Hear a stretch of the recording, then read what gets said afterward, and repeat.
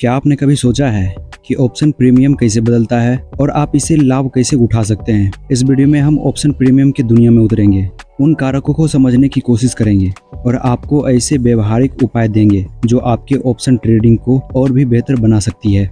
क्योंकि option trading में option premium का बहुत बड़ा रोल होता है, इसीलिए उसके बारे में जानना आपके लिए बहुत ज़्यादा इम्पोर्टेंट है। सो इस वीडियो को बिना स्किप किए लास्ट तक देखिएगा ताकि आप इसे आसानी से समझ सके और अच्छे से समझ सकें।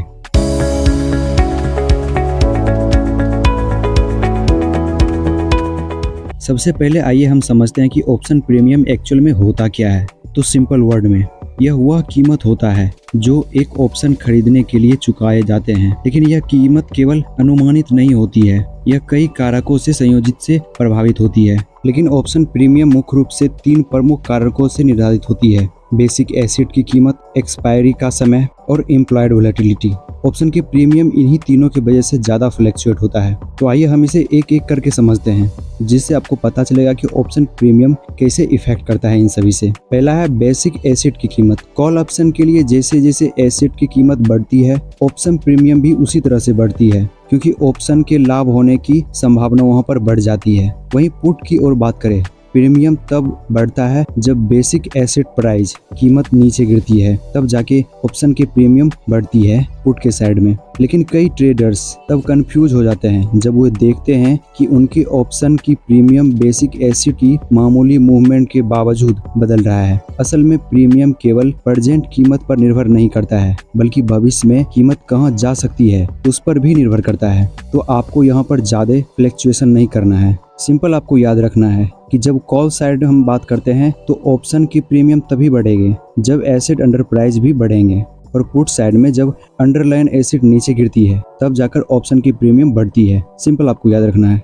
अब बात करते हैं टाइम का। जैसे जैसे एक्सपायरी डेट करीब आती है, अन्य सभी चीजें समान रहने लगती है। प्रीमियम आमतौर पर घटता है। इसका कारण है टाइम डीके, जिसे आप थीटा डीके भी कहते हैं। जितना कम समय एक्सपायरी के लिए बचता है, ऑप्शन के लाभ होने की संभावना भी उतनी ही कम हो जाती है, जिससे उसकी कीमत घट जाती है। और यहीं पर कई ट्रेडर चूक जाते हैं। ऑप्शन को बहुत देर तक होल्ड करने के समय उसका थीटा डीके के कारण उसका नुकसान होने लगता है। इसका समाधान एक्सपायरी डेट पर नजर रखें और समय 6 से और टाइम डीके से बचने की कोशिश करें, बल्कि उससे पहले ही आप अपने उसमें पोजीशन बढ़ा ले और टाइम जब कम बचे तो वहां से आप स्क्वायर ऑफ कर ले। आखिरी महत्वपूर्ण कारक इम्प्लॉयड वोलेटिलिटी। वोलेटिलिटी जितनी अधिक होगी, प्रीमियम भी उतना ही अधिक होगा, क्योंकि यह संकेत देता है कि बेसिक एसेट की कीमत में मूवमेंट बढ़ने की संभावना अधिक है। हालांकि वोलेटिलिटी एक दो धारी तलवार की तरह होती है। ट्रेडर अक्सर हाई प्रीमियम को देखकर उत्साहित हो जाते हैं,